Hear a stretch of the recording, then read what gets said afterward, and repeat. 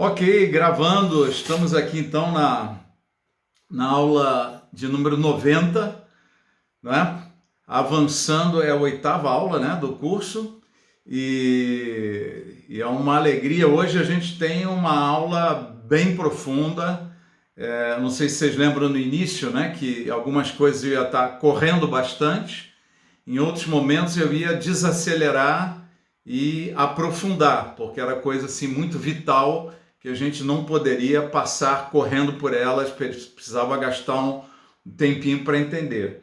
Então essa aula de hoje, a gente vai pegar só os capítulos 90 e 91 e vamos aprofundar eles ao máximo, tá? Porque são detalhes muito importantes e muito fundamentais para a compreensão do livro do Apocalipse como um todo, tá? A gente já viu no início, né, que este livro ele é temporal, ele é cronológico, tá? Então ele começa, né, lá no capítulo 1, no verso 19, se você olhar na página 103 da apostila, tá? Você vai ver, escreva, pois, as coisas que você viu, tanto as presentes como as que acontecerão. Então, isso deu uma tradução da NVI, a Nova Versão Internacional, e eu coloquei abaixo uma tradução da João Ferreira de Almeida, que é: escreve, pois, as coisas que viste, e as que são, e as que hão de acontecer depois destas. Então, esse livro, logo no início, né, o Apocalipse, logo no início, ele estabelece o que seria um índice, né? E nesse índice ele cita o quê? Primeiro, escreve as coisas que você viu, né? Nós já passamos por elas, que são basicamente, nós estamos falando da visão de Jesus glorificado como cabeça da igreja, como grande juiz e rei de toda a terra, né? Essa visão que João teve de Jesus e que ele ficou extasiado e sem forças, né? Depois, nós temos as coisas que são as coisas presentes, né? Conforme a tradução da NVI. Então, as coisas que são, ou as coisas presentes, nós estamos tratando da igreja. E a gente vê que na narrativa de João, né? na escrita de João, ele primeiro escreve exatamente isso, as coisas que ele viu, de Jesus glorificado. Em seguida, ele começa a escrever as 7 cartas às 7 igrejas, que a gente encerrou na aula passada, né? E ele encerra a última igreja, que a gente definiu e apresentou como a igreja que não sobe no arrebatamento, né? A igreja de Laodiceia. Falamos das últimas igrejas, que seriam as igrejas contemporâneas, né? Que todas elas estariam presentes até a vinda de Jesus, né? Mencionamos que esse estudo das cartas é um estudo fundamental, válido para todo e qualquer crente, em todo e qualquer momento, né, de sua história, né, e que são cartas muito fundamentais, muito profundas, mas muito genéricas para a situação de todo e qualquer homem de Deus, toda e qualquer igreja, todo e qualquer líder de uma igreja, né, que pode estar recebendo essa carta. Então, quando ele encerra a última carta, tá? Ele fala, a gente entra em Apocalipse capítulo 4, tá? Então, logo ali no verso 1, está escrito assim: depois dessas coisas, tá? Então, ele está chamando o quê? Aquele momento inicial, aquela conversa inicial em que ele falou: olha, escreve, né? Coloca em livro o quê? As coisas que viste, as coisas presentes, ou as que são, e as coisas que vão acontecer depois destas coisas. Que coisas? Depois destas coisas que são. E aí ele vem de novo com esse linguajar aqui em Apocalipse 4, no verso 1. Depois dessas coisas. Que coisas? O que a gente acabou de estudar até o final do capítulo 3? As coisas presentes, a igreja. O momento presente da história é a igreja. Esse é o momento que nós estamos vivendo hoje, né? É o tempo da igreja. Então esse é o tempo presente. já era o tempo presente quando João escreveu o livro do Apocalipse, porque ele já estava no tempo da igreja, né? Havia iniciado. Então as coisas que são é a igreja, é esse tempo maravilhoso que vivemos entre Pentecostes e o arrebatamento, é o tempo da igreja de Jesus Cristo. Tá? Então, depois dessas coisas, olhei e diante de mim estava uma porta aberta no céu. A voz que eu tinha ouvido no princípio falando comigo, como trombeta, disse: suba para cá e lhe mostrarei o que deve acontecer depois dessas coisas. Começa a ficar claro para vocês? Que coisas? Depois da igreja, das cartas para as 7 igrejas. Terminou o tempo da igreja? Sobe para cá, porque eu vou te mostrar o que vai acontecer depois dessas coisas, ou o que vai acontecer depois da igreja. Então, para você ver o que vai acontecer depois do tempo da igreja, sobe para cá, né? E aí, veja os detalhes aqui dessa palavra. Quem é que fala essa frase com ele? É aquele anjo, aquela voz que ele tinha ouvido no princípio, falando comigo como trombeta. Tá? Então, por que isso era importante para João e para a descrição do livro? Que ele está chamando para o índice. É uma chamada para o índice. Quem é que deu o índice para ele? Foi aquele anjo falando como trombeta no início da visão. Então ele está chamando para o índice: olha, agora sobe para cá, para eu te mostrar o que deve acontecer depois dessas coisas, depois do tempo da igreja. Então, veja, o que é a igreja, né? A gente, voltando um pouquinho, tudo que a gente estudou antes de entrar no Apocalipse, certo? Nós vimos um princípio de Deus, que Deus tira o justo antes de aplicar o juízo, né? Então a gente viu esse princípio repetido em diversos textos bíblicos, né? Vimos ele na carta a Filadélfia, né? Porque foste fiel, perseveraste, eu te livrarei da tribulação que há de vir sobre todos os moradores da terra, tá? Tribulação como nunca houve antes, né? Quando fala que isso daí será que nem nos tempos de Noé, estavam todos lá vivendo, de repente a porta se fechou. Então o que a porta se fechou? Quando ela se fechou, quem que foi livrado do juízo? É que eles estavam dentro da arca, né? A arca é um símbolo de Jesus Cristo, né? A salvação em Jesus. Então quem entrou na arca ficou livre, né? E o juízo veio sobre o mundo todo que estava fora da arca, né? Então os últimos dias, como nos tempos de Noé, é exatamente isso. A igreja é arrebatada, ela sobe, o juízo vem sobre o planeta, sobre os moradores da terra, aqueles que ficam, e depois, quando passa o dilúvio, quando passa o tempo do juízo, a arca vai, encosta na terra de novo e descem dela aqueles que vão entrar na posse de um novo tempo, um novo momento do planeta, né? Um novo momento da história da humanidade. Então, a gente é recolhido, durante 7 anos tem a grande tribulação e a igreja vem e volta junto com Jesus para tomar posse do planeta e assumir o reino, né? Como diversas vezes está prometido no Novo Testamento. Nós vamos reinar com Cristo, né? Reinaremos com ele sobre as nações, tá? Então, é exatamente essa menção. Então, nesse momento que termina o tempo da igreja, termina essas coisas presentes, sobe para cá. É o arrebatamento, tá? Ele está simbolizando o arrebatamento e dizendo para João: João, o que você tem que ver agora está aqui em cima, não está na terra. Então sobe para cá. Vocês lembram como é que vai ser o arrebatamento? Num abrir e fechar de olhos. Os mortos em Cristo ressuscitarão primeiro e nós que estivermos vivos subiremos junto com eles para o encontro com o Senhor nos ares. Tá? Então ele suba para cá. E o que acontece com João? imediatamente me vi tomado pelo Espírito, e diante de mim estava um trono no céu, e nele estava sentado alguém. Então perceba os detalhes.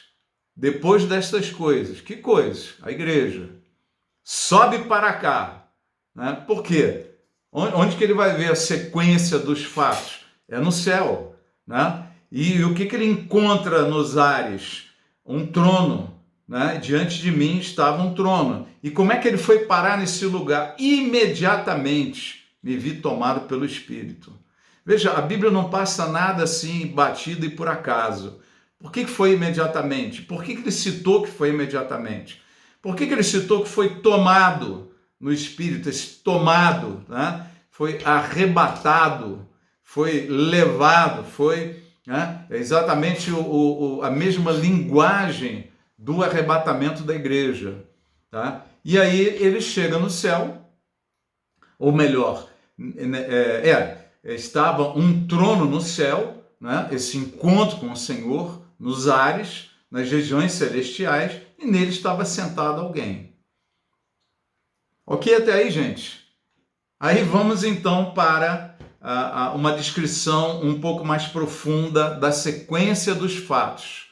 Comece a se imaginar nessa situação. Se coloque no lugar de João e se coloque no tempo o que João estava vendo. Houve um arrebatamento. Terminou o tempo da igreja. A igreja é aquele grupo de pessoas convertidas, seladas, nascidas de novo e batizadas no Espírito Santo, com poder, né, que se converteram entre o dia de Pentecostes e o dia do arrebatamento. Esta é a igreja. Esse grupo de crentes. Esse grupo de crentes é chamado na Bíblia de a noiva. E Jesus é o noivo. Tá? Então nós já vimos isso também, eu estou só lembrando para a gente ir cruzando as informações e montando quebra-cabeça com mais clareza. Tá? Ô Bruno. Oi. O Samir ali deu uma levantada de bom. Pode falar. O Bruno, assim, em outro momento você descreveu onde fica esse trono, né? Que é no limiar do universo, né? Ou no limiar do espaço sideral. E até hoje nenhum ser humano foi lá, né? Ele mandou radiofrequência e demorou, enfim, ou pelo menos houve cálculo, enfim. Mas sabemos que são milhões de anos-luz para chegar no limiar do universo. Exatamente. É lá onde está o trono. Uhum. Ou seja, se fôssemos pensar que esse deslocamento seria na velocidade da luz, nós iríamos levar anos para chegar no trono. Isso. Mas é no piscar de olho. Ou seja, esse milagre aí, é isso mesmo, né? Esse entendimento deu certo, né? O entendimento está certo, só algumas observações. Ninguém nunca foi lá, não é exatamente isso, né? Assim, eu digo, não foi, eu digo no deslocamento com uma espaçonave, enfim, nesse sentido não. Ah, sim, humanamente não. Humanamente não, espírito sim, né? Mas a gente sabe que o corpo de Moisés foi levado, Elias foi arrebatado, além deles tem a história de Enoque, né? E Paulo disse que foi arrebatado, não sabe se no corpo ou fora do corpo, né? Agora, tem um detalhe adicional aqui, nessa linguagem. Nos textos que a gente já estudou, eu só não vou voltar neles agora, mas vocês devem se lembrar bem, o apóstolo Paulo, ele cita em 2 cartas que no dia da volta, no dia que Jesus estiver voltando, como é que inicia a volta dele? Ele desce dos céus e os mortos estarão com ele, junto com os mortos. Por quê? Onde os mortos estão hoje? Onde é o paraíso, que é o local da habitação da alma daqueles que morrem em Cristo, ou dormem em Cristo, né? eles estão lá no terceiro céu. O apóstolo Paulo, quando foi arrebatado, disse que viu o paraíso. Né? Ele viu o terceiro céu, viu o paraíso. Então, o paraíso está lá, que é onde Jesus também falou com o ladrão que se converteu na cruz. Né? Ainda hoje estará comigo no paraíso. Então, quando ele desce dos céus, já começou a segunda vinda. Ali começou, ele saiu dos céus, saiu com os mortos em Cristo.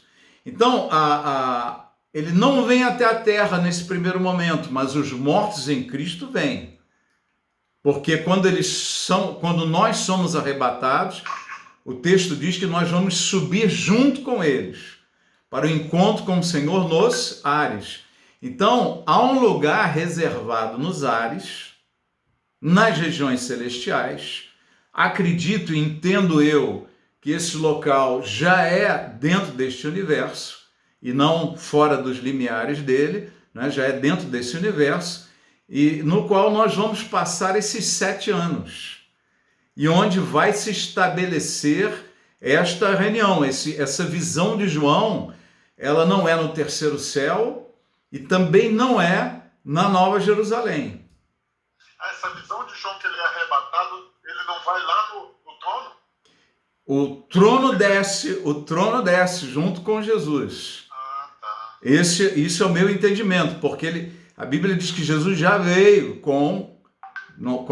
nesse momento, ele já veio junto com os mortos. Os mortos desceram e subiram para encontro com Jesus nos ares. Ele não diz que esse encontro é no terceiro céu, esse encontro é nos ares. Tá? Então, eu entendo... O Pai fica no terceiro céu, um capítulo posterior, e só vem Jesus para o encontro, né, dos ares. É isso. Isso. Não só Jesus, ele vem com uma tropa. Né? Com a tropa. Ele vem com a tropa. Mas, Okay. Mas o terceiro céu continua, né? Continua... Com o Pai lá. Com o Pai lá. Em algum momento o Pai vai aparecer aqui, por causa de toda a representação dos fatos que vai estar acontecendo. A gente vai estudar isso hoje, né? Mas o Pai não desce à terra nesse momento. Na segunda vinda, no momento que Jesus vem e coloca o pé na terra, o Pai não desce com ele. Né? A gente sabe que a vinda do Pai para assumir tudo só vai acontecer no final do milênio, né? Aí ao grande juízo, novos céus, nova terra, nova Jerusalém e a nova habitação de Deus com os homens, onde estará o Pai, o Filho, o Espírito e todo esse povo já com corpo glorioso e transformado. Bom, oi, Fábio, ia falar? Não. Tá, então vamos lá. Então, diante de mim estava um trono no céu. O céu, você tem o céu e você tem o céu dos céus, né? A Bíblia fala nisso. E fala também do terceiro céu, onde está o Senhor. Tá? Então, esse céu que estamos falando aqui, tá? Como encontro com o Senhor Jesus é nos ares, tá? Tudo indica que estamos falando do segundo céu. O que é o segundo céu? É algum lugar dentro deste universo, tá? E não fora dele, fora da atmosfera terrestre, tá? Então ele é exatamente o que a gente chama de céu dentro do universo, tá? Um trono no céu e nele estava sentado alguém. Aquele que estava sentado era de aspecto semelhante a jaspe e sardônio. Um arco-íris parecendo uma esmeralda circundava o trono, ao redor do qual estavam outros 24 tronos, e assentado neles havia 24 anciãos. Eles estavam vestidos de branco, e na cabeça tinham coroas de ouro. Do trono saíam relâmpagos, vozes e trovões. Diante dele estavam acesas 7 lâmpadas de fogo, que são os 7 Espíritos de Deus. E diante do trono havia 4 seres viventes cobertos de olhos, tanto na frente como atrás. O primeiro ser parecia um leão, o segundo parecia um boi. Essa tradução a gente vai ver que em outras traduções, né, ele fala de um novilho, né? O sentido da palavra original a gente vai ver para frente também, é um rebento, né? É aquele novinho, é aquele não necessariamente recém-nascido, mas quando você vê uma criança correndo, uma criança pequena, não está nem falando direito e tal, esse é um rebento, né? Esses são os meus rebentos, né? É nesse sentido.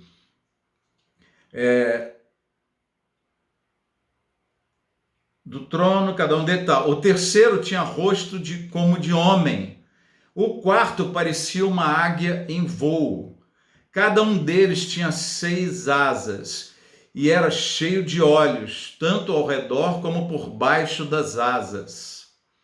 Dia e noite repetem sem cessar: Santo, Santo, Santo é o Senhor, o Deus Todo-Poderoso, que era, que é e que há de vir.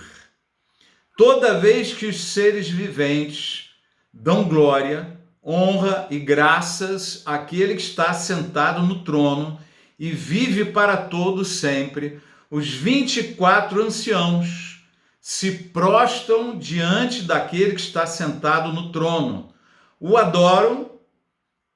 e adoram aquele que vive para todo o sempre. Eles lançam as suas coroas diante do trono e dizem: Tu, Senhor e Deus nosso, és digno de receber a glória, a honra e o poder, porque criaste todas as coisas e por tua vontade elas existem e foram criadas. Jesus amado, que palavra! Eu vou começar a explicar agora e ir procurando demonstrar, tá? Cada versículo desses aqui, o seu significado e por que a gente deve entender isto. Então, a primeira coisa aqui a gente entender é... Vamos falar um pouquinho só do trono primeiro, né? A gente tem esse cenário. Lembra que eu falei que o Apocalipse ele repete demais a linguagem do Antigo Testamento?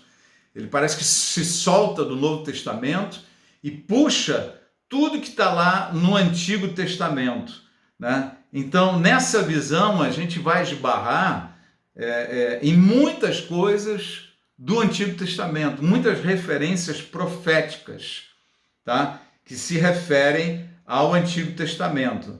Veja uma coisa interessante, a palavra trono, ela vai aparecer 65 vezes no Apocalipse. Trono. Vamos começar a lembrar um pouquinho sobre trono, né? Lembra que Jesus, ele fala em Apocalipse no capítulo 3, né? Em uma das cartas, está ali na página 104 da apostila, está reproduzido o texto. Apocalipse 3, 21. Ao vencedor darei o direito de sentar-se comigo em meu trono, assim como eu também venci e sentei-me com meu Pai em seu trono. Então veja, quem é que tem a promessa de sentar em tronos no estabelecimento do reino? Quem recebeu esta promessa? Jesus está falando... A igreja de Jesus Cristo, exatamente. Então esta promessa é uma promessa dada à igreja. Sentar no trono com Jesus, assim como ele se assentou no trono do seu Pai. Tá? A gente faz uma ideia de um trono como aquela cadeira que só senta um. Tá? Mas aqui Jesus está falando, eu vou me sentar com o Pai no seu trono.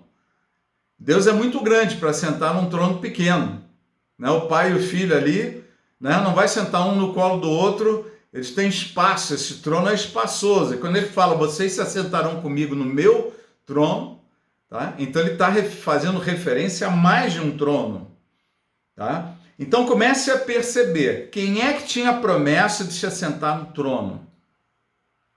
Não era a igreja? Quem é que tem a promessa de vestes brancas? Ao vencedor, né, será revestido de vestes brancas. E a gente vai ver mais para frente o detalhamento dessas vestes, tá? Com as palavras originais utilizadas, tá?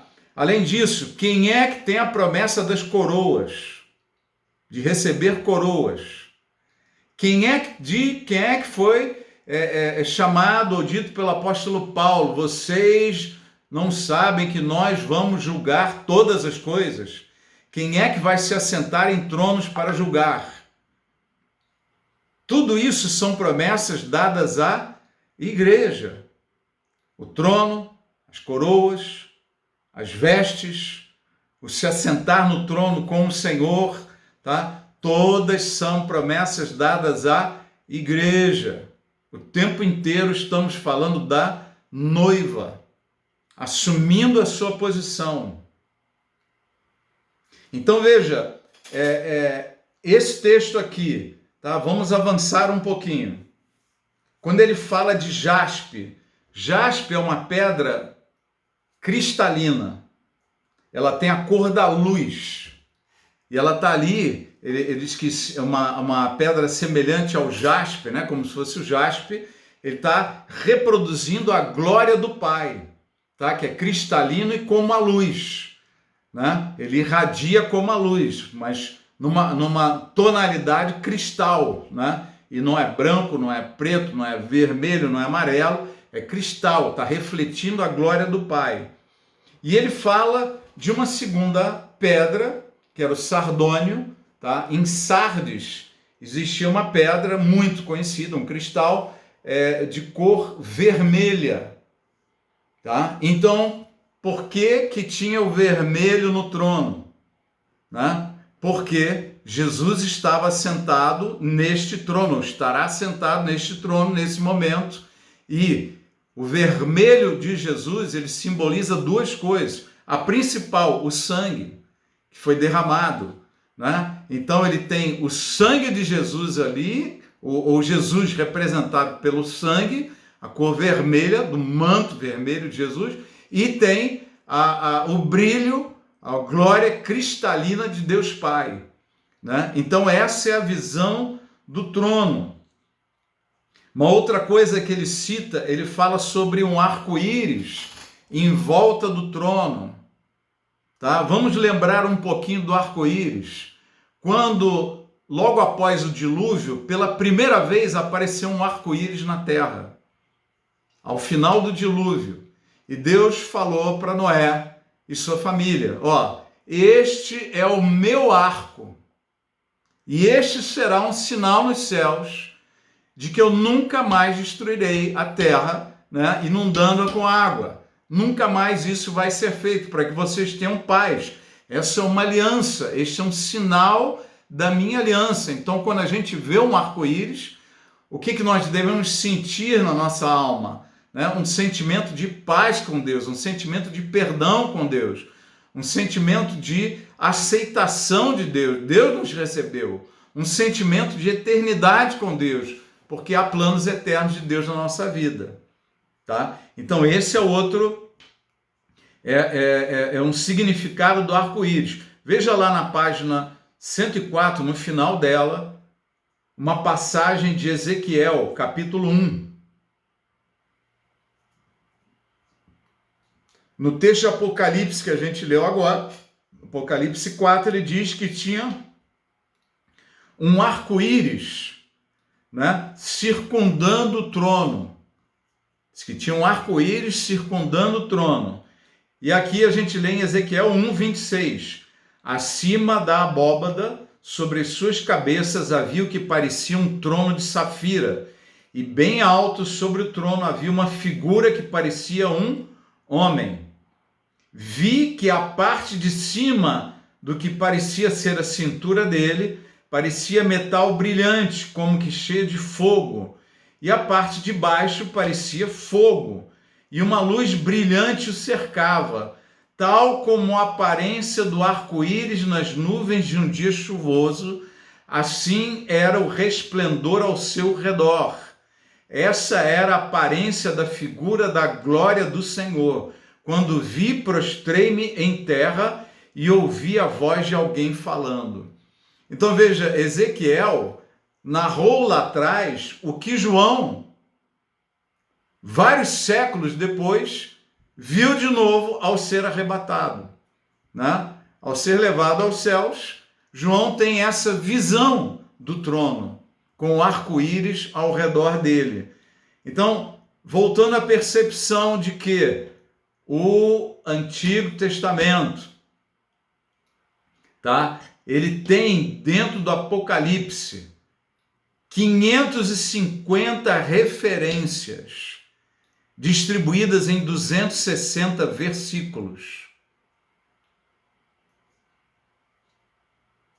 Dos 404 versículos do Apocalipse, 260 versículos tem 550 referências do Velho Testamento. Percebe isso? A gente não tem que ficar interpretando um monte de blá blá blá. É ler o Velho Testamento, trazer para o Apocalipse e dizer isso quer dizer isso, e isso quer dizer aquilo. Tá? Não temos que inventar e elocubrar um monte de interpretações, não temos que abandonar o literal porque não estamos entendendo nada, né? Mas temos que confiar na revelação de Deus e buscar no Antigo Testamento o sentido, o significado da grande maioria das figuras que estão aqui no livro de Apocalipse. Tá? Bom, vamos avançar um pouquinho. Tá? Lá embaixo, depois no final da 104, está a passagem de Gênesis, que fala sobre o arco-íris, né? Como eu já citei aqui, eu não preciso ler novamente esse texto. Então, o arco-íris, ele fica no entorno do trono do Senhor, né? Mostrando como que uma segunda onda da glória de Deus espalhada no entorno do trono.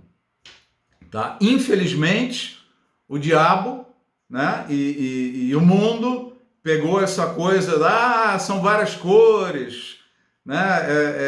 É boiola, é homossexual, não sei o que e tal, não tem absolutamente nada a ver, né? Esse sentido é uma coisa diabólica, né? Sem querer defender os são paulinos, né? Mas defendendo os tricolores cariocas é uma coisa que não tem nada a ver, né? São palavras do diabo colocadas na mente humana. Então aparece um cara vestido aí com uma roupa aí com 3 ou 4 cores, e o cara, né? Isso daí é uma coisa satânica, né? Corrompendo o que? O arco-íris, que é uma visão da glória de Deus, né? Da multiforme sabedoria, a extraordinária glória do nosso grande Deus. Tá? Bom, vamos voltar aos 24 tronos e os 24 anciãos. Tá? Então vamos lá, em primeiro lugar, 3 promessas: vestidura branca, coroas e o trono. Tudo isso aqui foi prometido para a igreja. Eu estou na página 105 da apostila agora. Tá? Tudo isso daqui foi prometido para a igreja. No capítulo 3 de Apocalipse, verso 5 e verso 21, vestes brancas e tronos. Promessas para a igreja. Ao vencedor darei. Acabou o tempo das coisas que são. Sobe para cá. Imediatamente subi e vi o quê? 24 tronos e 24 anciãos sentados nele. Quem é que tinha promessa de sentar em trono? A igreja. Quem é que tinha promessa das coroas? A igreja. Quem é que tinha promessa das vestes brancas? A igreja. né? Quem é que tinha a promessa de sentar em tronos para julgar o mundo? 1 Coríntios 6, 2 e 3. Os santos hão de julgar o mundo, né? Um monte de passagens bíblicas falando e citando que nós reinaremos com Cristo, tá? E nas cartas do Apocalipse estão lá repetidas essas promessas indicadas diretamente à igreja. Mas vamos seguir essa linha de raciocínio. Por que o número 24? As primeiras vezes que eu li esse texto, eu imediatamente entendi que seriam a representação das 12 tribos de Israel e dos 12 apóstolos da igreja. 12 mais 12, 24. Esse seria o sentido desses 24 tronos. Eu sempre entendi isso. Mas quando a gente começa a ver as promessas para a igreja e as promessas para Israel, a gente começa a esbarrar numa realidade diferente. A igreja espera o Messias do alto. Israel espera o Messias na terra para fazer o quê? Para exercer, estabelecer a terra prometida para Israel e um reino sobre as nações, na terra. Então nós buscamos as coisas do alto. Israel busca de alguma forma as coisas da terra. Ele está nessa expectativa. Quais são as promessas para Abraão? Um rei que vai reinar sobre as nações, vai reinar em Israel e sobre as nações. Ele virá da descendência de Davi. Quais são as promessas para Israel? A posse da terra inteira. E isso haverá. Quais são as promessas para Israel? Em ti serão abençoadas todas as famílias da terra, né? Em ti serão abençoadas todas as nações da terra. Então, através de Israel, essa bênção sendo distribuída a todas as famílias, a todas as nações da terra.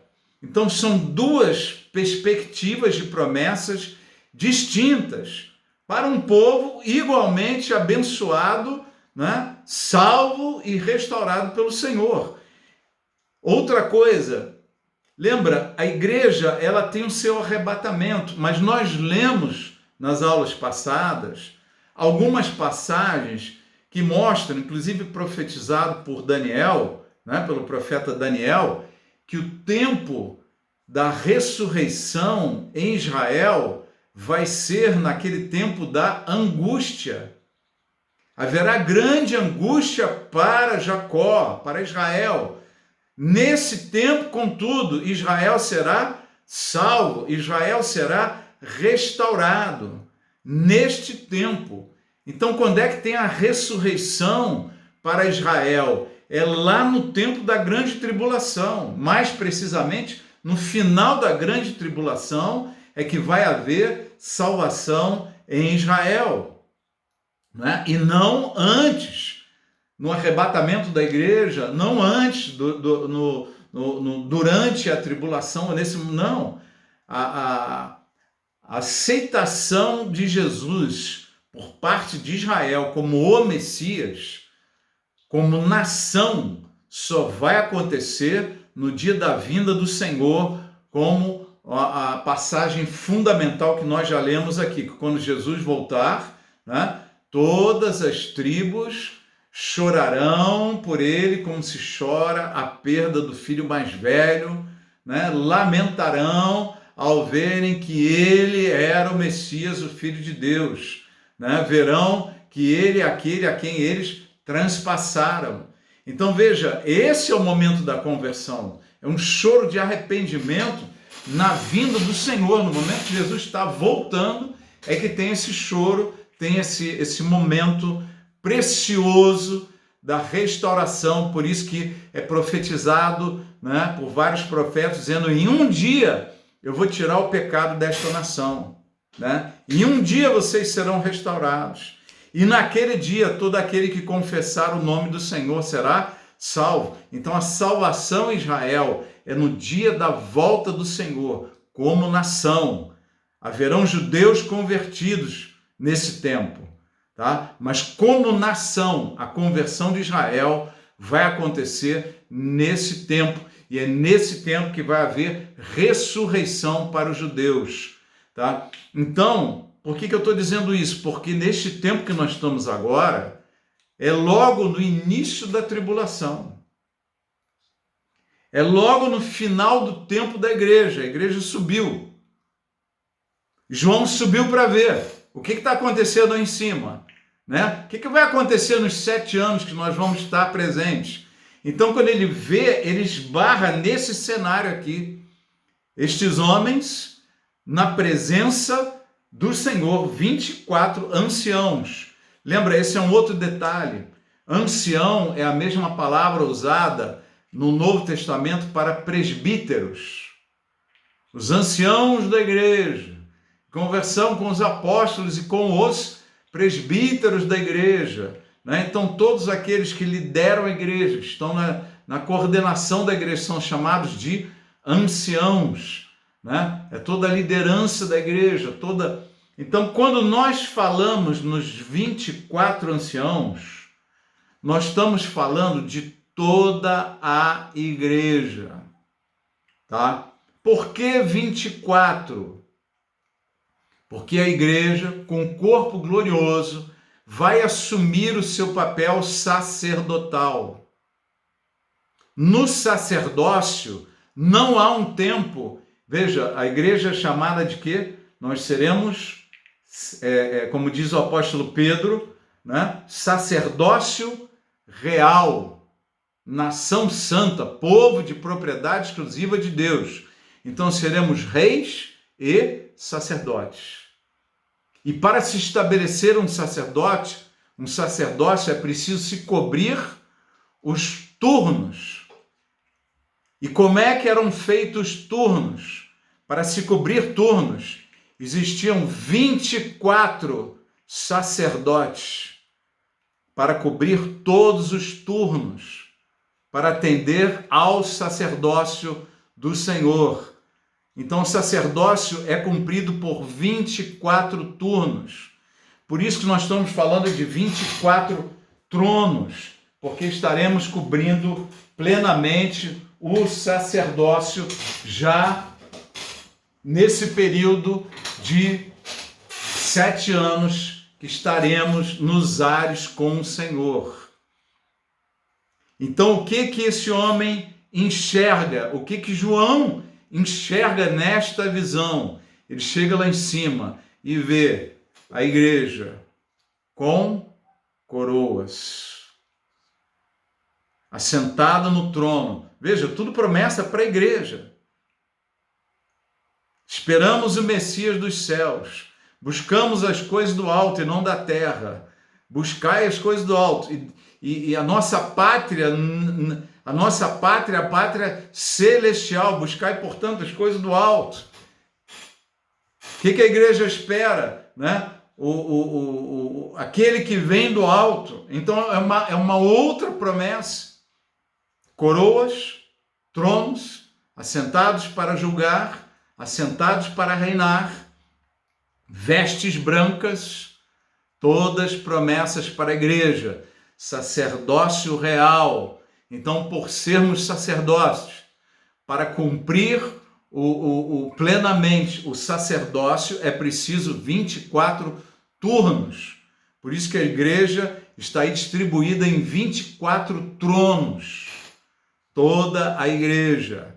Veja, as coroas não são só para os líderes, as coroas são para toda a igreja. A promessa de vestes brancas não são só para os líderes, é para toda a igreja. A promessa de se assentar em tronos e reinar com Cristo não é para os líderes, é para toda a igreja. Então, os 24 anciãos, que é a linguagem da igreja, a linguagem do Novo Testamento, os presbíteros, assentados em tronos para julgar. Quem são esses, queridos? Somos nós. É a igreja arrebatada. E aí nós percebemos o seguinte, esta visão de João, ele já enxerga a igreja com as vestes brancas, ele já enxerga a igreja com um corpo glorioso e transformado. só que ele enxerga a igreja que já passou pelo bema. Tá claro isso? A igreja sobe, imediatamente ela tem um encontro com o Senhor e passa pelo bema. O que é o bema? Nós estudamos nas aulas passadas, é o tribunal de Cristo, mais corretamente traduzido por palanque de Cristo. Palanque era o local onde os atletas olímpicos da Grécia, por que da Grécia? Porque o Novo Testamento está escrito em grego, né? Que foi o império imediatamente anterior ao Império Romano, então a grande maioria dos povos falavam também língua grega, né?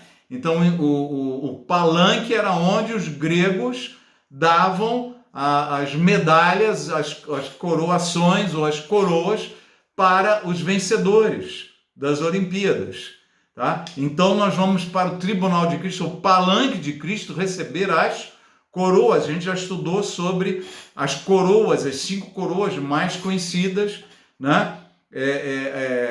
Coligadas a essa informação, né, de galardão que a Bíblia tanto fala, né, para o dia do tribunal de Cristo. Então a igreja já passou pelo bema, acabou de receber as suas coroas, e João pega esse momento. E esses 4 seres viventes que estão lá, tá? Eles são descritos também em visões do Antigo Testamento. Os 4 querubins que ficam com o Senhor o tempo inteiro cantando: Santo, Santo, Santo é o Senhor dos exércitos, né? Então esse cântico ele ocorre o tempo inteiro com esses 4 querubins que ficam guardando a glória do Senhor, ficam na presença do Senhor em adoração. São os anjos de maior amizade e relacionamento profundo com o Senhor, né? Estão o tempo inteiro na presença de Deus. Então veja, isso também é uma linguagem do Antigo Testamento, né? A gente tem essa descrição, nós vamos passar por ela daqui a pouco, tá? Atos 15, 2, esse é um assunto tão maravilhoso, rapaz, cada vez que a gente fala mais, vai sentindo mais a unção de Deus aqui, a expectativa da glória. Se sinta, comece a se perceber naquele momento de João, aqueles homens, ou nós lá, já passados pelo bema, com as nossas coroas, com vestiduras brancas, com corpo glorioso, eterno, presenciando a glória do trono, a glória do Pai, que Moisés e Davi oraram e clamaram, né? Anseio pela tua glória, me deixa ver a tua glória, Senhor, né? E a gente vai estar vislumbrando, enxergando com clareza a glória do Senhor saindo do trono.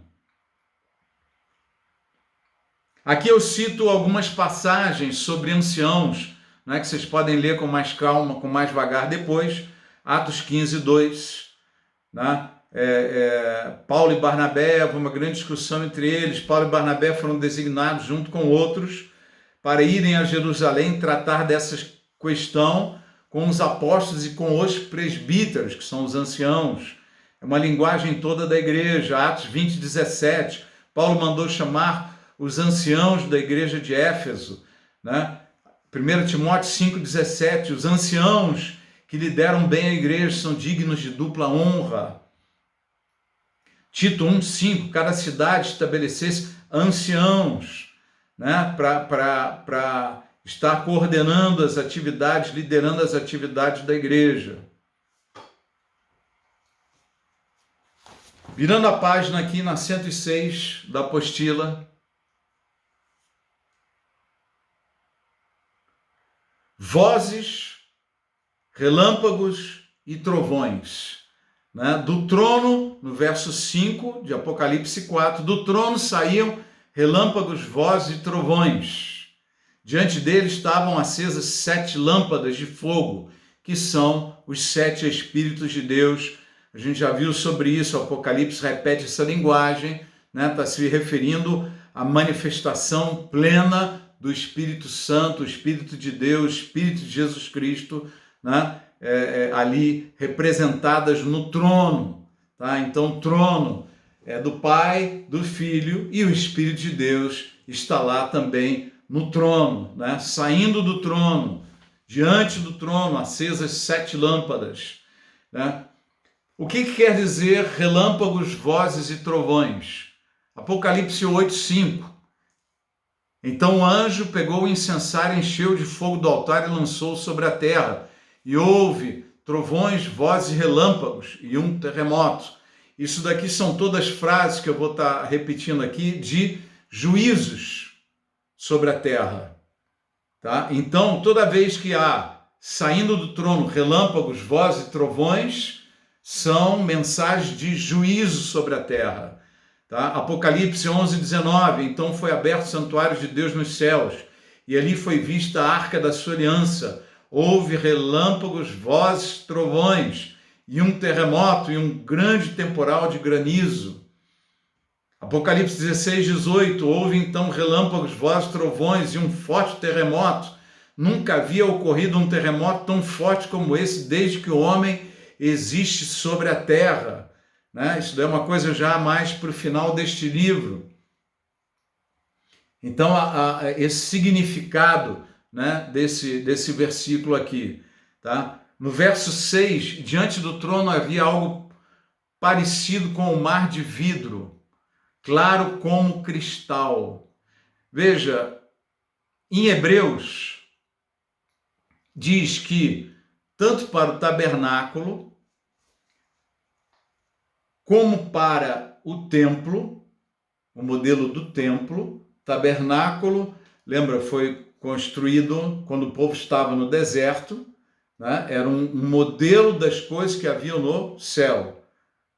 O templo já construído e depois reconstruído é um modelo das coisas ou de verdades celestiais que existem no céu. Isso lá em Hebreus capítulo 8, de 1 a 5. Né? O mais importante do que estamos tratando é que temos um sumo sacerdote como esse, o qual se assentou à direita do trono da majestade nos céus e serve no santuário, no verdadeiro tabernáculo. Tá? Então lá é o verdadeiro tabernáculo, que o Senhor erigiu e não o homem. Lá no verso 5 diz assim, eles servem num santuário que é cópia e sombra daquele que está nos céus. Então o verdadeiro tabernáculo está nos céus. E tudo aquilo que foi feito aqui na terra é uma cópia daquilo que está nos céus. Tá? Então vamos lá. No tabernáculo havia a pia de bronze. No templo de Salomão havia o mar de bronze, porque era maior, né, do que o tabernáculo. O que representava o mar de bronze e a pia de bronze? O que os sacerdotes faziam ali quando iam ministrar? Toda vez que eles entravam na tenda da congregação, eles tinham que se lavar pés e mãos para ministrarem lá dentro. Portanto, este é o símbolo da palavra que lava, pia de bronze e mar de bronze. Eram figuras da palavra de Deus, figuras do que ela faz em nós. Ela nos lava. E no verdadeiro tabernáculo não é uma pia nem um mar de bronze, é um mar de cristal que sabe lá qual é o tamanho deste mar, né, que a gente pode imaginar, né, que fica em frente ao trono. Tá? Então o símbolo dele é a palavra de Deus, mas esse é o verdadeiro tabernáculo. Então tudo que foi construído no tabernáculo, né, de Israel, no templo de Salomão, tudo isso era apenas figura, sombra de uma realidade celestial, que é esse mar de cristal, mar de vidro claro como o cristal. No verso 6 e 7, né, no centro, ao redor do trono, havia 4 seres viventes cobertos de olhos, tanto na frente como atrás. Vai ter olho assim, rapaz. No primeiro parecia ser um leão, o segundo um novilho, tá? Não é um boi. O terceiro tinha rosto como de homem e o quarto parecia uma águia em voo. Veja que coisa maravilhosa, querido.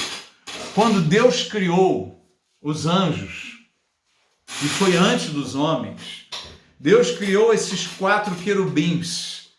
Esses 4 querubins representam o ministério de Jesus na humanidade. Os 4 representam o ministério de Jesus na humanidade. Leão como rei. Jesus é o leão da tribo de Judá, né? O leão. O segundo é o novilho, é o servo, é o cordeiro, é aquele que se ofereceu e morreu por nós. O ministério do cordeiro, o novilho, o rebento, que é ofertado em sacrifício, não é? O terceiro, um homem, rosto de um homem. Por quê? Jesus se fez homem. Há no trono um semelhante ao homem, né? E descerá dos céus um semelhante ao Filho do Homem, em poder e grande glória, né? Ministério do homem. E o quarto é uma águia. Por que uma águia? Para simbolizar que ele veio dos céus. Ele é também Deus, né? Que se fez carne e habitou entre nós. E depois retomou a sua glória. E uma glória ainda maior do que ele tinha antes, né? Por ter conquistado os direitos sobre esse planeta, aquilo que ele não tinha antes, porque ele tinha doado e tinha perdido. A gente vai ver isso mais à frente. Tá? Foi perdido, mas não por ele, né? Então, os 4 ministérios representados em 4 querubins criados muito antes da raça humana, para simbolizar o ministério de Jesus e acompanhando ele o tempo inteiro. Os 4 querubins da guarda, os querubins do Senhor, os querubins do trono, né, que ficam na presença de Deus o tempo inteiro, né, representando. Então, quando a gente começa a perceber essas coisas, queridos, é incrível o amor de Deus por nós, o cuidado de Deus por nós, né? Ah, mas por que Deus criou desse jeito? Ele não podia ter feito de várias outras maneiras? Eu vou abrir aqui um parêntese na sequência do estudo para explicar esse conceito. Veja, eu já ouvi uma pessoa chegar para mim e falar: por que Deus não criou o homem num ambiente que não houvesse o diabo? Num ambiente totalmente limpo e puro, o mundo não seria totalmente diferente? Eu falei: mas Deus já tinha feito uma criação assim antes. Foram os anjos. Os anjos foram criados perfeitos. Não existia o mal, mas existia algo que Deus preza acima de tudo: a liberdade. Então Deus criou seres livres. O tempo inteiro Deus cria seres livres e ele não abre mão desta liberdade. Você escolhe se quer andar comigo ou não quer. Se quer seguir um reino de amor, de paz, de humildade, para receber a glória deste reino, venha comigo, né? Chega junto. Se não quer, a escolha é tua, né? Vai e segue o lugar. Eu não vou aniquilar vocês. Eu vou mandar vocês para um lugar infinitamente pior, mas é o que vocês merecem, né? É a justiça que vocês têm, é esse lugar, e lá vocês vão viver. E sabe lá o que vai acontecer pelos séculos dos séculos, né? Mas, isso é uma outra história. Mas, veja, Deus tem esse princípio, ele cria seres livres. Então essa criação perfeita, sem pecado, sem nada, ele já fez antes. E a Bíblia diz o seguinte, que o diabo, né, ele era perfeito em todos os seus caminhos. Até que o Senhor viu a iniquidade no interior deste anjo de luz, de Lúcifer, que é o nome didático, ele não está na Bíblia, né? Ele viu iniquidade no coração dele, no íntimo desse homem, desse anjo, né? Então o pecado foi se desenvolvendo. A Bíblia diz que este anjo multiplicou o seu comércio, ele vendeu a sua ideia, ele vendeu a sua rebelião, né? Quando diz que o diabo é pai da mentira, está dizendo que não foi Deus que criou a mentira. Quem criou a mentira foi o diabo. Mas Deus criou os seres livres e com capacidade criativa. Então o diabo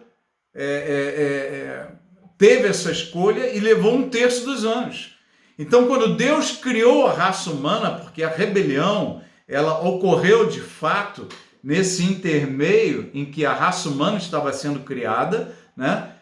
Foi ali que se consumou a rebelião, foi um ato que levou Satanás ao ciúme, à inveja plena, né? E quis ser maior do que Deus, e não pôde aceitar que Deus ia criar um outro grupo de criaturas que seriam a imagem e semelhança de Deus, que era o que ele queria ser, né? Então ele não suportou isso daí e teve essa atitude toda. Então estou abrindo esse parênteses para explicar como é maravilhosa essa história. Então Deus já sabia que tudo isso iria acontecer. Eu fico imaginando no coração, na mente de Deus, quantos planos e caminhos ou rotas para toda a criação ele deve ter imaginado. Talvez milhões de possibilidades. Até o momento que falou, a melhor é essa aqui. E é essa que eu vou fazer. E é desse jeito que nós estamos vivendo. Na melhor versão. E nós temos a liberdade de escolher a nossa melhor versão. Seguindo a Deus, andando com Ele, crescendo nele, ou sendo totalmente independente de Deus, aversos às coisas de Deus. Tá? Então é uma liberdade plena que Deus dá ao homem. É um princípio, uma regra, um caminho de Deus para a vida do homem, senão ele criaria tudo diferente. Ele faria todas essas coisas diferentes. Então, na criação angelical, já estava ali simbolizado tudo aquilo que Jesus faria para resgatar a raça humana. Tá? As 4 bases fundamentais do ministério de redenção de Jesus Cristo para as nossas vidas. Tá? Glória a Deus. Esse é o significado desses querubins. Vamos avançar aqui mais um pouco. Eu estou achando que vai ser difícil eu conseguir chegar aonde eu queria hoje, mas se não for possível a gente vai na próxima segunda-feira. Bom, volte para a cena. Nós fomos arrebatados. O que João está vendo? João está vendo os tronos, a igreja toda com corpo glorioso, já passou pelo bema, recebeu as vestes, recebeu a coroa, ou as suas coroas, estão ali, e de repente elas veem os 4 querubins puxarem o louvor. Porque nem a igreja entende tanto de louvor quanto esses 4 querubins que ficam o tempo inteiro na presença do Senhor, adorando e glorificando. Então eles começam a puxar, né? Olha o texto. Cada um deles tinha 6 asas, era cheio de olhos, tanto ao redor como por baixo das asas. Dia e noite repetem sem cessar. Essa é uma visão lá do Antigo Testamento, se repete aqui para João. Santo, santo, santo é o Senhor, o Deus Todo-Poderoso, que era, que é e que há de vir. Santo, santo, santo é o Senhor, o Deus Todo-Poderoso, que era, que é e que há de vir. E a igreja assistindo essa adoração. E como é que a igreja reage a esta adoração em cânticos? Eu não vou cantar aqui porque a minha voz é horrível. Toda vez que os seres viventes dão glória, honra e graças àquele que está sentado no trono e que vive para todo sempre, os 24 anciãos se prostram diante daquele que está sentado no trono e adoram aquele que vive para todos sempre. A igreja começa a entrar numa outra atmosfera de adoração, um outro patamar, um outro nível de relacionamento, de intimidade, de compreensão. Lembra que a Bíblia fala que quando Jesus vier, nós seremos semelhantes a Ele, porque nós o veremos como Ele é. E nessa visão plena de como Jesus é, como se adora, esses 4 querubins, o trono, a glória vinda do trono, o arco-íris em volta do trono, o brilho, o resplendor, a adoração, nós somos tomados. Nós somos tomados por tudo isso. E o que a gente faz? Tira a coroa que acabou de receber. Você pega o galardão e atira aos pés do Senhor. Como que dizendo, Senhor, eu ganhei isso, mas quem fez tudo foi o Senhor. Foi a tua presença na minha vida, foi a tua misericórdia, foi o teu amor, foi o teu zelo, foi o teu cuidado, foi a tua proteção, foi a tua palavra, o mover do teu espírito, o teu selo em nós, o penhor da tua garantia de salvação nas nossas vidas. Quem fez foi o Senhor. Só tu, Senhor e Deus nosso, és digno de receber a glória, a honra e o poder, porque criaste todas as coisas e por tua vontade elas existem, foram criadas. Toma a minha coroa, aleluia. E João assistiu tudo isso e narrou aqui para nós. Que momento glorioso, que só de pensar e imaginar já nos leva à gloriosa presença do Senhor e a alegria da salvação, a alegria das coisas que estão aguardando por nós, momentos que vamos viver e momentos que nos fazem dizer, vale a pena se santificar, se separar, vale a pena perseverar, vale a pena buscar mais, vale a pena pecar menos, vale a pena se separar mais, pregar mais, ensinar mais, se doar mais para o Senhor. Vale a pena, vale a pena, vale a pena. E olha como é que a coisa funciona. Quando eles iam e atiravam, nós vamos fazer isso, atirar a coroa, e aí os anjos vão cantar de novo, e quando eles cantarem de novo, o que vai acontecer? A coroa está de novo na minha cabeça, e eu vou pegá-la de novo e atirar aos pés do Senhor, diante do altar, e aí os anjos, os querubins vão cantar de novo, e nós vamos tirar de novo a coroa, porque a coroa nunca mais vai ser tirada de nós. E nós vamos continuamente entregar essas coroas no altar de Deus, porque só tu és digno, aleluia, aleluia. E vamos agora passar.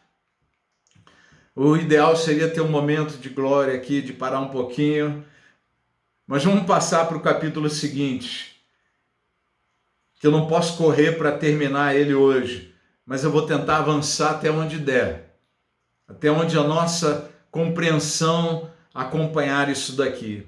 Página 108, capítulo 91. Se prepara, meu irmão, porque a coisa vai esquentar mais. Isso tudo é lá em cima. A grande tribulação vai começar de levinho, mas no outro dia nós vamos falar sobre ela, o início dela. Mas nesse momento, nós vamos falar sobre um livro.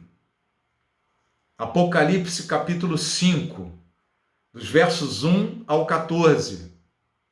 Eu vi na mão direita daquele que está sentado no trono um livro em forma de rolo, escrito de ambos os lados e selado com 7 selos. Vi um anjo poderoso proclamando em alta voz: quem é digno de romper os selos e de abrir o livro? Mas não havia ninguém, nem no céu, nem na terra, nem debaixo da terra, que pudesse abrir o livro, ou sequer de olhar para ele. Eu chorava muito, porque não se encontrou ninguém que fosse digno de abrir o livro e de olhar para ele. Então um dos anciãos me disse: não chore.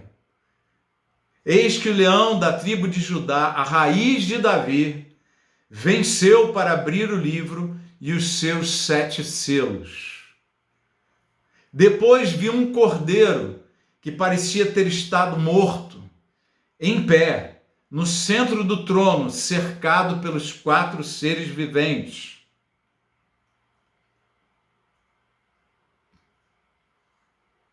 E pelos anciãos. Ele tinha 7 chifres e 7 olhos, que são 7 Espíritos de Deus, enviados, que são os 7, que são os 7 Espíritos de Deus enviados a toda a terra. Ele se aproximou e recebeu o livro da mão direita daquele que estava sentado no trono. Ao recebê-lo, os 4 seres viventes e os 24 anciãos prostraram-se diante do Cordeiro. Cada um deles tinha uma harpa e taças de ouro cheias de incenso, que são as orações dos santos.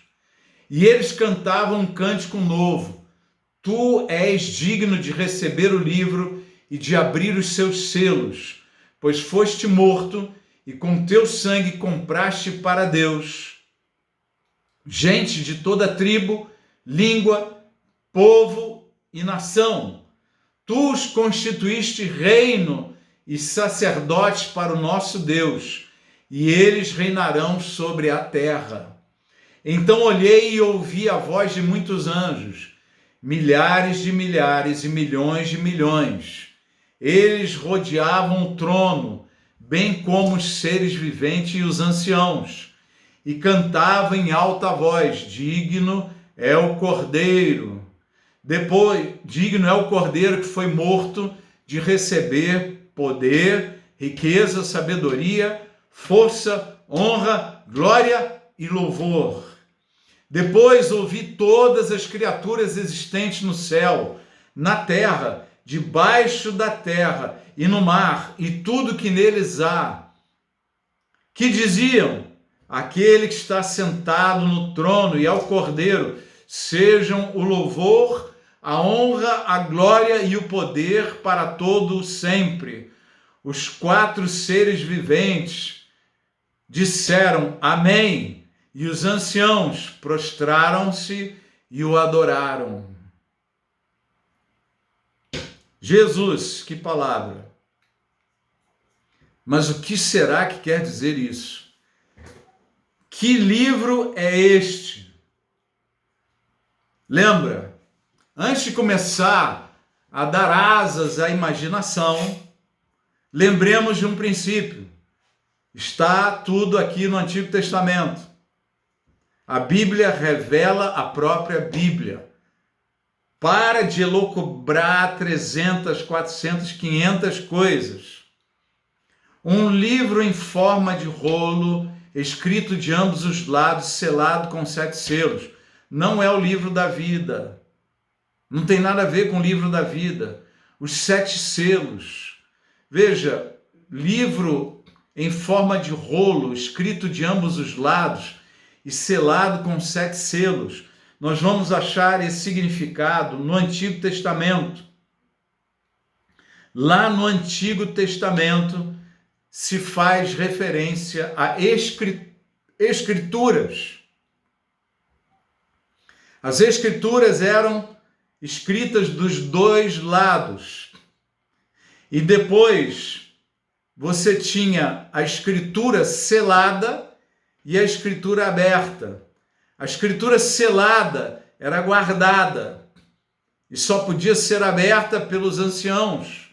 Só podia ser aberta no momento que fosse mexer na escritura. E a escritura aberta, ela era entregue nas mãos daquele que arrendava a terra, daquele que assumia a posse da terra.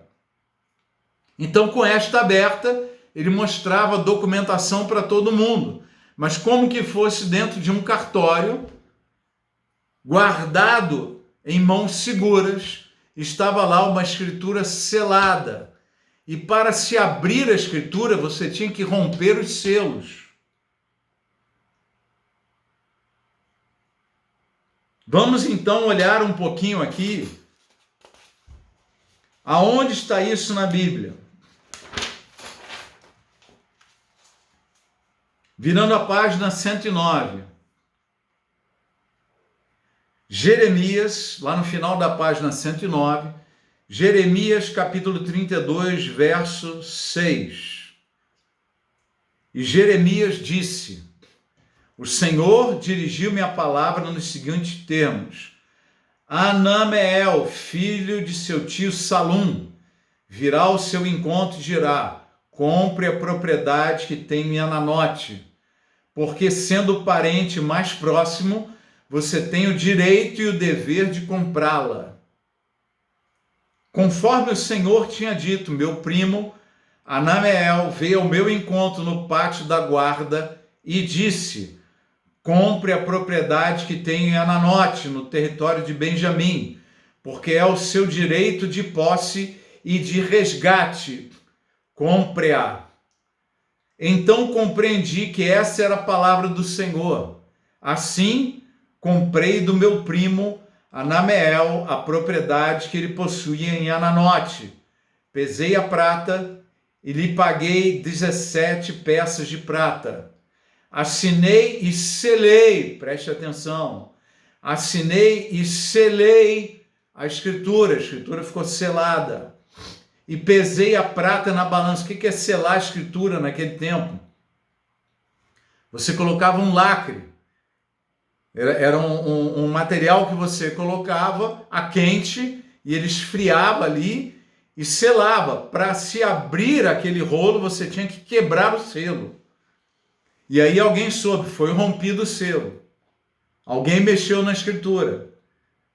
Tá? E aqui está se discutindo sobre um livro que ninguém tinha direito a pegar o livro e abrir os 7 selos desse livro. E aí nós voltamos ao texto aqui. Assinei e selei a escritura. Estamos falando do verso 10 de Jeremias 32. Pesei a prata na balança diante de testemunhas por mim chamadas. Peguei a escritura, a cópia selada, porque tinham 2 cópias, a selada e a não selada, com os termos e condições de compra, bem como a cópia não selada. E entreguei essa escritura de compra a Baruque, filho de Nerias, filho de Maceias, na presença de meu primo Anameel, das testemunhas que tinham assinado a escritura e de todos os judeus que estavam sentados no pátio da guarda. Na presença deles, dei as seguintes instruções a Baruque. Assim diz o Senhor dos Exércitos, Deus de Israel: tome esses documentos, tanto a cópia selada como a não selada da escritura de compra, e coloque-as num jarro de barro para que se conservem por muitos anos. Porque assim diz o Senhor dos Exércitos, Deus de Israel: casas, campos e vinhas tornarão a ser comprados nesta terra. Gente, era assim que funcionava no Antigo Testamento. Então, quando a gente vem para esse texto de Apocalipse, falando de uma escritura selada, falando de direitos de pegar nessa escritura, direitos de abrir os selos, direitos de posse de uma terra, nós estamos falando aqui da escritura de posse do planeta Terra e de toda a sua humanidade, de toda a sua habitação. É essa escritura que ninguém tinha direito de pegar. Comece a entrar na profundidade do texto. João foi arrebatado. Depois dessas coisas, que era a igreja, ele chega lá nos ares e vê um trono, e ao redor desse trono ele vê a adoração, e vê a nova estatura espiritual da igreja, com coroas, com vestes brancas, assentada em tronos, já receberam o seu galardão no bema e começa a adorar ao Senhor. O ato seguinte que João vê é o quê? Um livro. E ninguém pode abrir esse livro, porque ele está selado com 7 selos. Quem pode abrir o livro? Quem é digno de abrir este livro? E João começa a chorar, porque ninguém podia abrir esse livro. E por que João estava chorando tanto? Porque ninguém podia abrir esse livro. Qual o problema de não se abrir esse livro? Queridos, a terra deu a Deus aos homens. Quando Jesus veio, em algum momento, Satanás aparece diante de Jesus, no início da página 109, em Lucas capítulo 4, versos 5 e 6. E o diabo o levou a um lugar alto e mostrou-lhe num relance todos os reinos do mundo. E lhe disse: eu te darei toda a autoridade sobre eles e todo o seu resplendor, porque me foram dados e posso dá-los a quem eu quiser. Quem é que estava com a cópia não selada da Escritura deste planeta? O diabo. Por quê? Ele estava mentindo ao oferecer para Jesus autoridade sobre o planeta, sobre todo o seu esplendor, todos os reinos do mundo? Não, ele estava falando a verdade, porque ele estava na posse. E ele diz: porque me foram dados. Quem que deu isso para ele? O homem. Porque quem que tinha essa posse do planeta? O homem. A terra Deus a Deus aos homens. Os céus são os céus do Senhor, mas a terra Deus a deu aos homens. E o diabo estava oferecendo a Jesus: se você me adorar, eu te dou posse e autoridade sobre todos os reinos do mundo. Porque eu recebi e eu posso dar para quem eu quiser. Então João estava chorando porque quem é que está na posse desse mundo? O mundo jaz no maligno. Quem é que está na posse do mundo? O diabo. E aí vem essa palavra: só tem um que é digno. Só tem um que é digno de pegar este livro e romper os seus selos. Só tem um que é digno, né? Não havia ninguém. João chorava muito. Quem é que ia abrir esses selos? No verso 5 de Apocalipse 5. Então um dos anjos me disse: não chore, aleluia.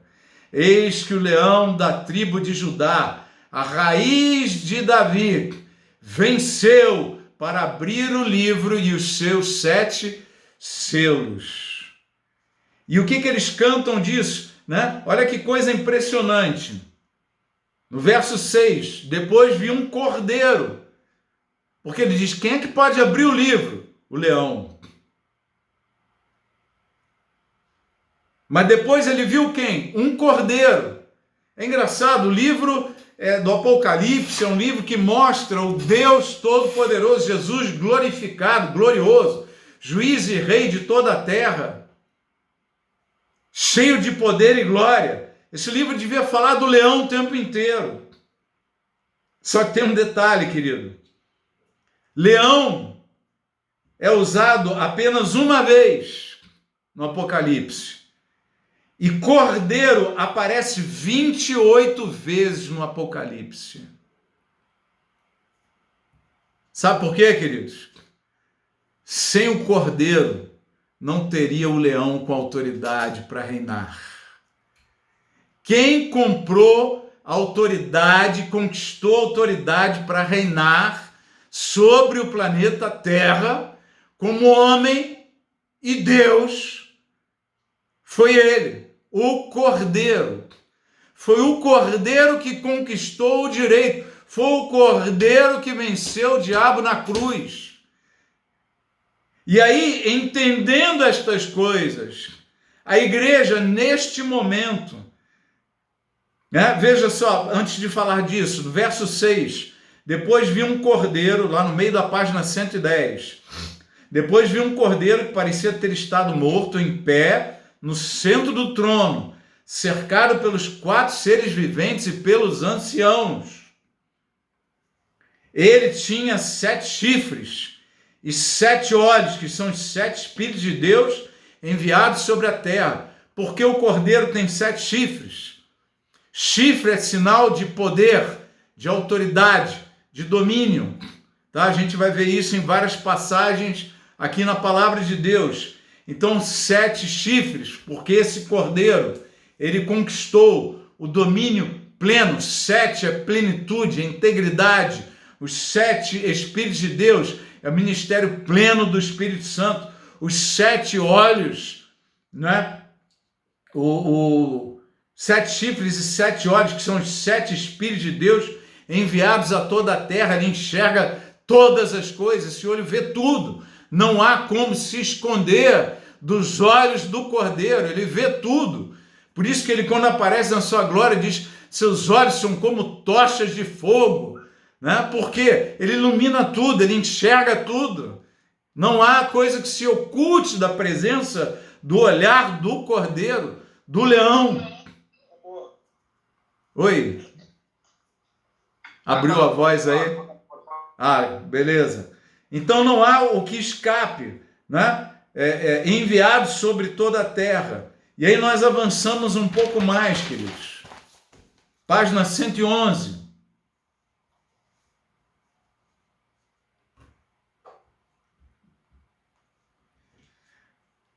Tem uma parte aqui de Zacarias, essa eu vou pular, vocês leem depois. Tá? Não, vamos ler isso daqui, só para não... Eu falei que ia passar mais com vagar aqui, então vamos. Zacarias 3, de 8 a 9, página 111. Ouçam bem, sumo sacerdote Josué e seus companheiros sentados diante de você, homens que simbolizam coisas que virão. Uma profecia de Zacarias. Trarei o meu servo, o renovo. Vejam a pedra que coloquei na frente de Josué. Ela tem 7 pares de olhos. E eu gravarei nela uma inscrição, declara o Senhor dos Exércitos, e removerei o pecado desta terra num único dia.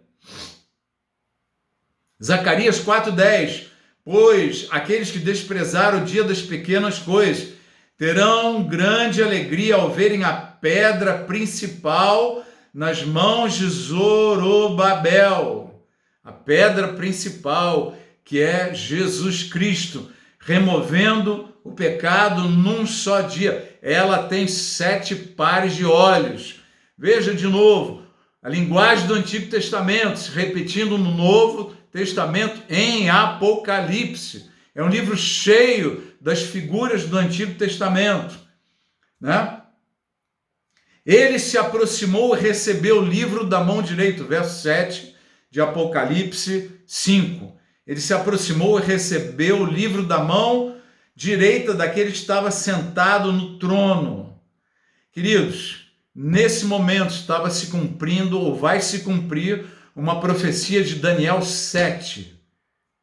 Daniel 7:13 diz assim: em minha visão à noite, vi alguém semelhante ao Filho de Homem, vindo com as nuvens dos céus. Olha que visão gloriosa, a mesma que se repete lá em Mateus, né?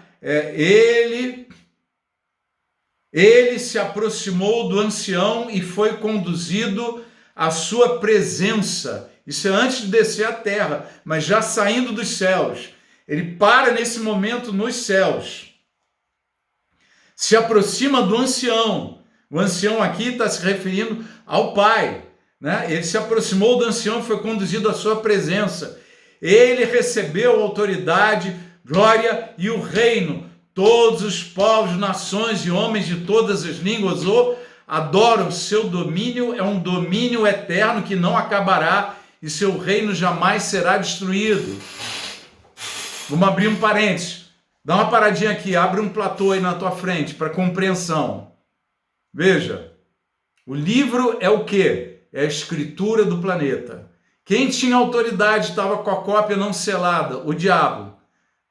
Nesse momento, Jesus está vindo sobre a terra e tem um encontro conosco nos ares. Daniel profetizou algo que está acontecendo nesse momento que João está declarando em Apocalipse capítulo 5. Ele vem com as nuvens dos céus e se aproxima do ancião, foi conduzido à sua presença e ele recebe autoridade, glória e domínio. O que está acontecendo? Aquele que está sentado no trono entrega com a sua mão direita o livro. Que livro? A escritura que dá o domínio sobre o planeta Terra. A autoridade sobre o planeta. Você está entendendo a junção das coisas? Ele é o ancião, o pai, assentado no trono, entregando para o filho o domínio sobre o planeta Terra. O filho é o homem que veio sobre as nuvens, para diante do ancião e recebe a autoridade, glória e o reino. Todos os povos, nações e homens de todas as línguas o adoraram. Veja, isso daqui ele cruza um pouco o tempo, né? Em toda a história, mas isso está acontecendo lá, nos ares, no lugar onde a gente vai encontrar o Senhor, e nós vamos ver e assistir esse momento. E quando nós assistimos isso, verso 8 de Apocalipse 5, ao recebê-lo, os 4 seres viventes e os 24 anciãos prostraram-se diante do Cordeiro. Cada um deles tinha uma harpa e taças de ouro cheias de incenso, que são as orações dos santos. Isso é o ministério sacerdotal, queridos. Reino de sacerdotes, sacerdócio real. A igreja está exercendo, já foi arrebatada, está na presença de Deus, está exercendo o reino sacerdotal, né? Está lá diante do Senhor, com o que nas mãos? Uma harpa, taças de ouro cheias de incenso, que são as orações dos santos, está apresentando diante do Senhor. E eles cantavam um cântico novo, que vai ser cantado a partir do momento em que ele recebe a escritura efetiva e o domínio sobre este planeta, antes de descer sobre o planeta e tomar posse dele.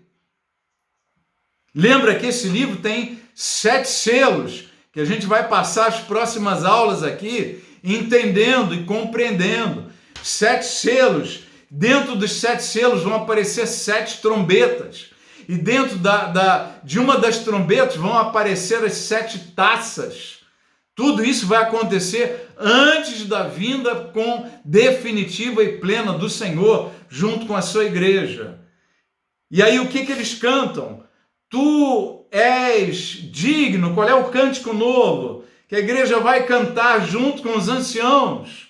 Apenas a igreja e os anciãos, a igreja e os 4 seres viventes poderão cantar esse cântico. Por quê? Porque este é um cântico da igreja. E por que os 4 seres viventes estão juntos? Porque eles participaram disso tudo. Eles representam o ministério do Cordeiro com redenção do planeta. Eles participaram de todos esses atos. Então eles cantam junto com a igreja. Tu és digno de receber o livro e de abrir os seus selos, pois foste morto e com teu sangue compraste para Deus. Gente, como é que você compra uma terra, um terreno? Você tem que pagar o preço. E quando você compra aquela terra, você pega aqueles que estavam escravos nessa terra. Você pagou o preço. Compraste para Deus gente de toda tribo, língua, povo e nação. Tu os constituíste reino e sacerdotes para o nosso Deus, e eles reinarão sobre a terra. O cântico cantado pela igreja e pelos 4 seres viventes, tá? Dizem os estudiosos que está escrito no verso 10, tu nos constituíste reino e sacerdote. Eles já estão exercendo aqui, nós já estaremos exercendo aqui, neste momento, o reino sacerdotal para o nosso Deus e reinaremos sobre a terra, tá?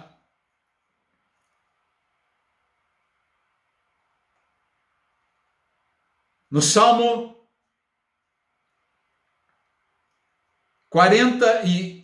141, está escrito assim, clamo a ti, Senhor, vem depressa. Escuta a minha voz quando clamo a ti. Seja a minha oração como incenso diante de ti. Linguagem do Antigo Testamento, a oração dos santos, sobe como incenso para Deus. Tá? E o levantar das minhas mãos como a oferta da tarde. Uma outra coisa, Hebreus 2,16, pois é claro que não é a anjos que ele ajuda, mas aos descendentes de Abraão. Irmãos, esse é um cântico para a igreja, não é um cântico para os anjos. Veja onde é que os anjos vão entrar depois de ser cantado este cântico. Os anciãos não são anjos, eles são homens. Eles são homens. Os anciãos reúnem todas as promessas que foram dadas à igreja. Os anciãos têm as coroas que foram prometidas à igreja. Eles têm as vestes brancas da igreja. Estão assentados em tronos como foi prometido à igreja. Eles vão exercer um sacerdócio real que foi entregue à igreja. E é isso que a igreja já estará fazendo. Nós estaremos fazendo aqui no encontro com o Senhor Jesus nos ares. Isso é a nossa atividade lá nesses 7 anos. Então vem no verso 11 e 12 de Apocalipse 5, final da página 111. Então olhei e ouvi a voz de muitos anjos. Milhares de milhares. Queridos, o que é milhares de milhares? Nós estamos falando de milhões. Milhares de milhares são milhões. E milhões de milhões são bilhões. Bilhões de anjos. Eles rodeavam o trono. Começa a perceber o tamanho desse trono, queridos. E o tamanho desses 24 tronos. Comece a perceber, imaginar o tamanho deste mar de cristal. E entenda uma coisa. Os teus olhos não serão como os olhos sem vergonha que nós temos hoje. Nós teremos olhos perfeitos, olhos plenos, olhos que enxergam a distância. E não teremos uma luz parcial como a de hoje. Veja, quando fica escuro a gente não lê, não enxerga direito. Tem dificuldade, vai ficando mais velho, precisa botar um holofote para enxergar direitinho. Ou então um óculos garrafal, né, para poder enxergar. Naquele dia nós teremos olhos gloriosos e vamos enxergar coisas com detalhes a muita distância.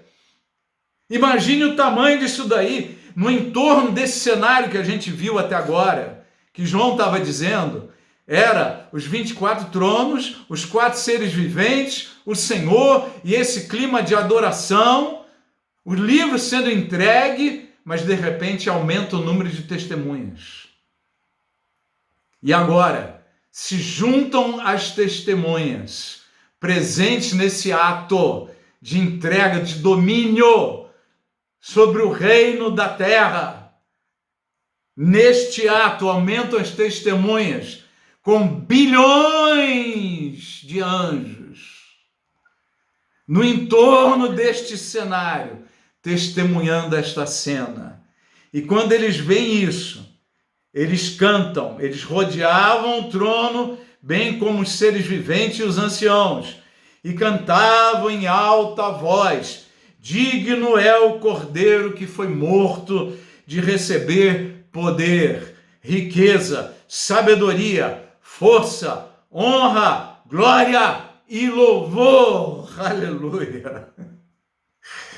Imagine o que é participar desse louvor, desse momento de adoração. A posse do reino, a escritura do reino está sendo entregue nas mãos do Senhor Jesus.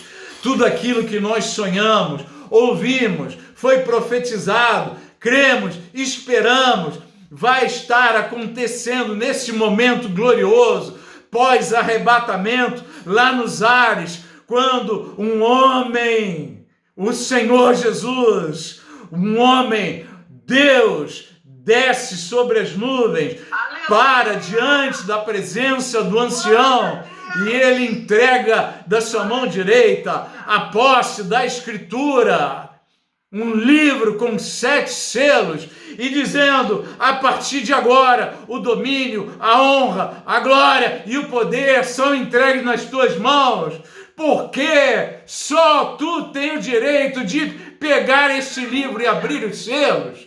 Só o Senhor tem direito e honra, porque você pagou o preço e com o seu sangue você comprou tudo isso. Amém, Senhor.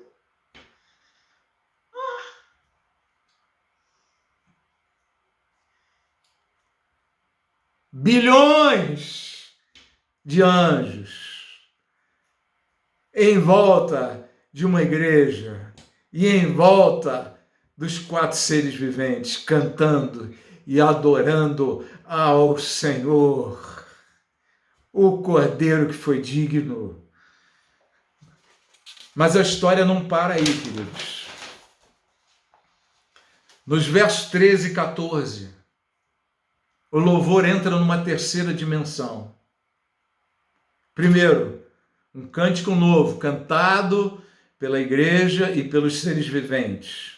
Os 4 seres viventes, 4 querubins. Depois, um outro cântico, cantado por esse mesmo grupo, acrescido de bilhões de anjos, que não puderam cantar o primeiro cântico. E agora, nós vamos para uma terceira dimensão, em que João assiste, mas isso não vai acontecer naquele momento. Mas é uma terceira onda de adoração por causa dessa posse do reino. Depois, ouvi todas as criaturas existentes no céu, na terra, debaixo da terra e no mar, e tudo que neles há, que diziam: aquele que está sentado no trono e ao Cordeiro, sejam o louvor, a honra, a glória e o poder para todo sempre. Aleluia! Os 4 seres viventes disseram amém, e os anciãos prostraram-se e o adoraram. Aleluia! Até os seres debaixo da terra vão passar por essa adoração.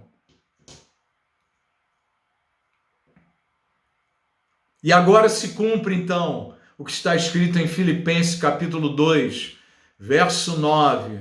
Por isso Deus o exaltou à mais alta posição. Ele deu um nome que está acima de todo nome, para que ao nome de Jesus se dobre todo joelho nos céus, na terra e debaixo da terra, e toda língua confesse que Jesus Cristo é o Senhor, para a glória de Deus Pai. Aleluia! Aleluia! E essa aula termina por aqui, porque depois vem o juízo. Eu já estou aqui extasiada. Começam a se abrir os selos Eu já estou lá. e vem juízo por aí. Já estou lá. Amém. Nossa. Vamos tirar o microfone.